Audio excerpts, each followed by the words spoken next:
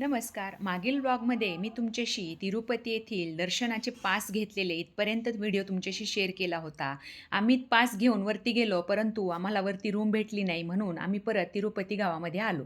आणि तिथे आल्यानंतर हा जो फ्लॅट आहे, हा फ्लॅट आम्ही घेतला. या फ्लॅटचे चार्जेस ₹1200 पर डे असे आहेत. अतिशय छान सोयीसुविधायुक्त असा हा फ्लॅट होता. छान अशा 2 बेडरूम, त्यामध्ये मोठे-मोठे बेड आणि छान एसी वगैरे सगळी सुविधा, डायनिंग टेबल, किचन ओटा, पाण्याचं फिल्टर. आपण अगदी स्वयंपाक करून सुद्धा खाऊ शकत होतो. इतक्या छान सोयी-सुविधांयुक्त फ्लॅट आम्हाला राहण्यासाठी मिळाला. तुम्ही इथे बघू शकता किचन ओटासुद्धा आहे. सगळी सोय होती.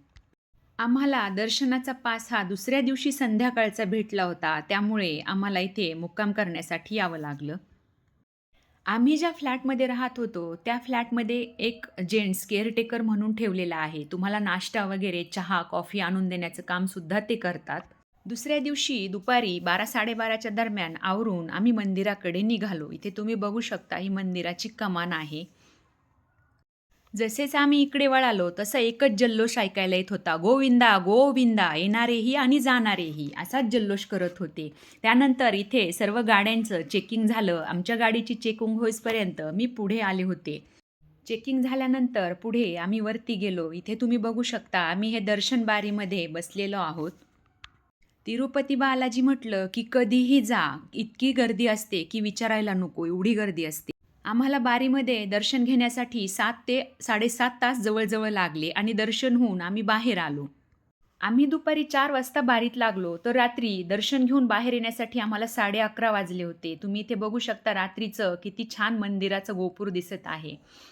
अशा प्रकारे व्यंकटेश भगवान यांचं आमचं दर्शन झालं आणि आम्ही परत रूमवरती गेलो. दुसऱ्या दिवशी सकाळी आवरून आम्ही जंगल सफारी करण्यासाठी गेलो होतो. तिरुपतीमध्ये खूप मोठं प्राणी संग्रहालय आहे. त्यामध्ये वाघ, हत्ती, सिंह, अस्वल सगळेच प्राणी आहेत. इथे मी आणि माझ्या मुलांनी सायकलचा आनंद घेतला. आम्ही सगळा हा जो भाग आहे तो सायकलवरतीच फिरला. माझे मिस्टर आणि सासूबाई हे गाडीमध्ये होते.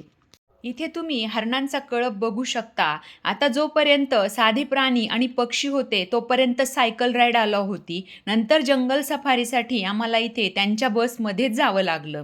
इथे तुम्ही बघू शकता, हा जो सिंह आहे, त्याचा व्यायाम चाललेला आहे. तो अगदी मोठमोठ्याने ओरडत, डरकाळ्या फोडत असा राउंड मारत होता. तुम्हाला माझा व्लॉग आवडला असेल तर लाईक, शेअर आणि सबस्क्राईब नक्की करा. धन्यवाद.